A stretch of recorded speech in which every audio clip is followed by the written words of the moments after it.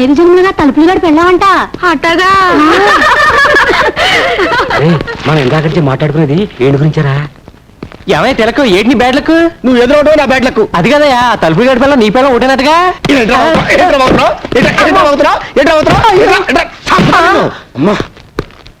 ఇదిగో 100 చావతులు కట్టవా. నీవి విన్నది నిజమేనా? ఎవరుగా ఎవరు చెప్పండి నీకు? 5 జన్మలుగా నీ పెళ్ళాం తలుపులు గడి పెళ్ళాం ఒకటేనట్టుగా. ఎవరు చెప్పాడా నీకు? ఈ జన్మలు కూడా నీకెందుకు చావతులు కట్టమంటే? పిచ్చ పిచ్చగా ఉందా? చెప్పండి, అర్జెంట్ గా మీతో ప్రైవేట్ గా మాట్లాడు. ఆ విషయం కాదు కదా. నీకు నాకు ఒకటే పెళ్ళం అనే సినిమా మీరు మన థియేటర్లో వేసినప్పుడే నాకు డౌట్ వచ్చింది. చీలిపి ఆ తలుపులు గడి పెళ్ళాన్ని మీరు లేపుకొచ్చేట్టుగా. ఈ విషయం నీకు ఈ ఊళ్ళో వాళ్ళందరికీ ఎవరు చెప్పారా? అసలు నీకు నాకు బుద్ధుందా? లేదు. నాకు బుద్ధుంటే నిన్ను పాతేయకుండా నేనెట్టా ఊరుకుంటాను రా. ఈ విషయం తెలుసా నీకు? నాకు పెచ్చెక్కింది, నాకు పెచ్చెక్కింది. కూరగాయలతో స్నానం చేస్తా నీకు. నాకు పెచ్చెక్కింది. నేను భరతనాట్యం చేస్తున్నాను, నాకు కూచిపూడి కూడా వచ్చు, నేను రోడ్డు మీద పరిగెడుతున్నాను. ఆహాహా ఓహోహో. ఏమండి, జరిగిందేదో జరిగిపోయింది, మీరు పెళ్లి చేసుకోండి.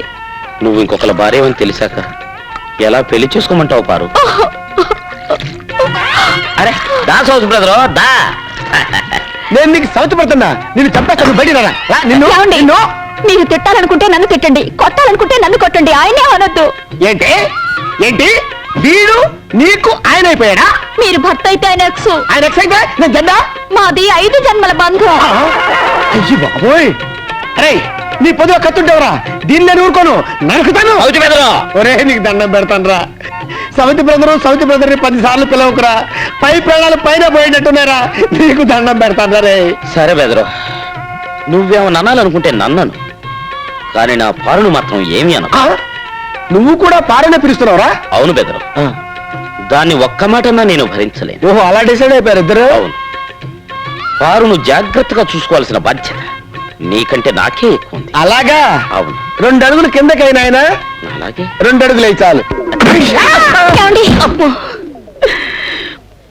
వస్తా వెళ్ళొస్తా, మళ్ళెప్పుడొస్తా? రేపు సందేళ్లకొస్తా. కోస్తా నీ పీక కోస్తా. చూస్తానంటే నువ్వు పద లోపలికి. తప్పుతా నిన్ను అసలు నువ్వు పద. ఒరే దరిద్రుడా, నీ పెట్టరా? రేపు నువ్వు లేనప్పుడు వచ్చి తీసుకెళ్తాను సౌత్ బెదరు. నిన్ను చంపుతా, నిన్ను చంపి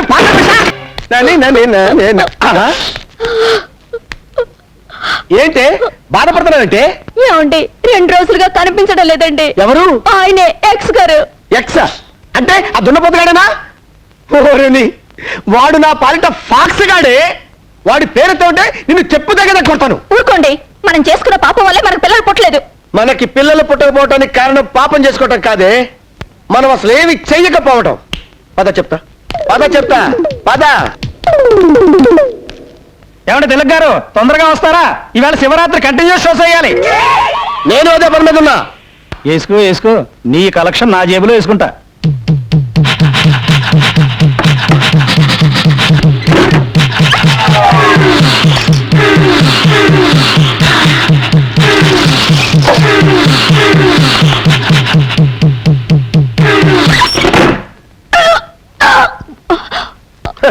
ఇప్పుడు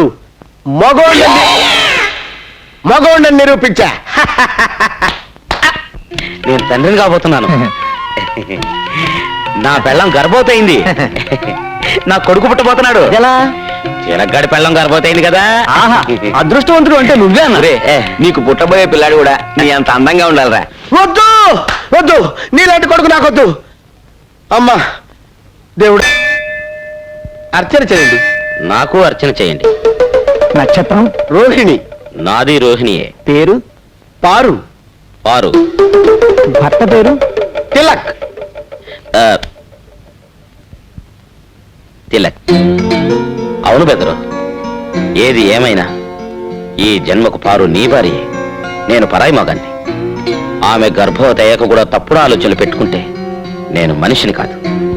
మీ ఆవిడ 12 బిడ్డను కనాలి, మీరు సుఖంగా కాపురం చేసుకోవాలి. నువ్వు తెలియక చేసినా నాకు మంచి జరిగింది. థ్యాంక్స్ రామయ్య. అసలు థ్యాంక్స్ చెప్పవలసింది నాకు. 7 జన్మల ఫిట్టింగ్ పెట్టింది నేనే.